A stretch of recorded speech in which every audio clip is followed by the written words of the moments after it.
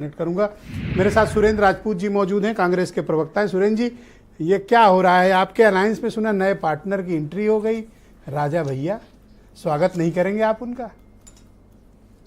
हम तो राजा भैया का हमेशा से स्वागत करते थे, करते हैं और करते रहेंगे। हमारे मित्र हैं, हमारे भाई हैं, और आज से नहीं, यूनिवर्सिटी के समय से हैं। तो एक बात। दूसरी बात, जो सबसे बड़ा महत्वपूर्ण विषय है। हाँ, नहीं बोलिए सर। हमने वो विषय महत्वपूर्ण सबसे बड़ा ये है कि भारतीय जनता पार्टी खुद भी और भारतीय जनता पार्टी अपने सहयोगियों से भी, वो इसलिए पूरे 3 महीने से लगातार राजा रानी के नाम पर राजपूत समाज को गालियां दे भी रही है और दिलवा भी रही है।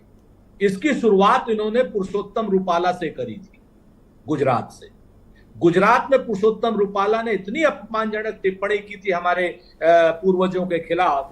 आपको मैं बताऊं, उन्होंने कहा था कि भाई इस तरीके से लोग मुगलों को अपनी बहन बेटियां दे देते थे। तो हमने जवाब दिया था कि भाई हमने तो देश पर कुर्बान की हैं अपनी जानें, और जिन्होंने अपनी बहन बेटियां मुगलों को दी होंगी वो भाजपा वाले रहे होंगे। हमने तो देश पर कुर्बान की है, एक बात। और कभी भी ना नरेंद्र मोदी जी ने ना भारतीय जनता पार्टी ने इस अपमान के लिए पुरुषोत्तम रूपाला का टिकट काटा, ना उसको कुछ कहा।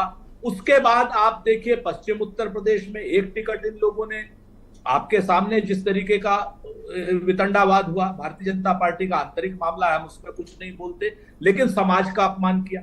उसके बाद आप आ जाइए, जब कुछ नहीं कर पाए, हम लोगों के लोग जो है नहीं कुछ ज्यादा कहे इनको, तो हम लोगों के लोग मतलब समाज के लोग सर। ओके, राजपूत समाज मतलब आप सुरेंद्र राजपूत एक कांग्रेस के प्रवक्ता होने के साथ साथ अपने समाज के आदमी भी तो है, राजपूत भी तो पीछे लिखा है। ये तो आज की डेट में आपके सामने मैं तो इनको समझता था कि ये मतलब सर्व समाज के व्यक्ति हैं, ये तो अपने घोषित कर लिए कि हम सर्व समाज के हैं। आप मुझे बताइए, आपके सामने बैठ करके अगर कोई लगातार ब्राह्मणों को गाली देगा तो आपको बुरा लगेगा? मुझे कोई बुरा नहीं लगेगा। मुझे क्यों लगेगा सर? अरे सर अरे जाने दीजिए, मुझे क्यों बुरा लगेगा? अभी खोलूं मैं बात? सर आप बोलो, लड़ लो, मैं तो कहता हूँ नहीं ना व्यक्तिगत बात मत खुलवाइए किसी, मतलब फिर वो किसी बड़े अधिकारी की बात है, आपने अपने मुंह से कहा जी, छोड़ दीजिए उसको। व्यक्तिगत बातें नहीं खोलनी चाहिए। मैं आपको बताऊं, होता तो मेरा प्रश्न ये है कि राजा भैया स्वीकार हैं आपको?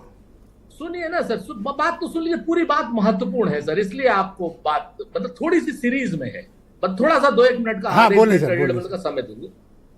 इसके बाद जब भारतीय जनता पार्टी का इस समाज को गाली देने से पेट नहीं भरा, उसके बाद इन लोगों ने शुरू किया अपने सहयोगियों के जरिए वितंडावाद पैदा करना। आप देखिए, अनुप्रिया पटेल को क्या जरूरत थी, यानी इनको भाजपा के लोगों ने कहा।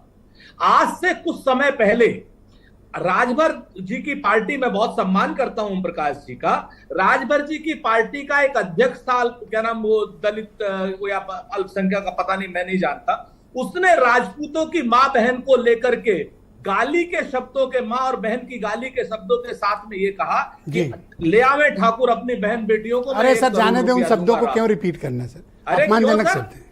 क्यों नहीं? अरे गाली क्यों रिपीट करनी सर?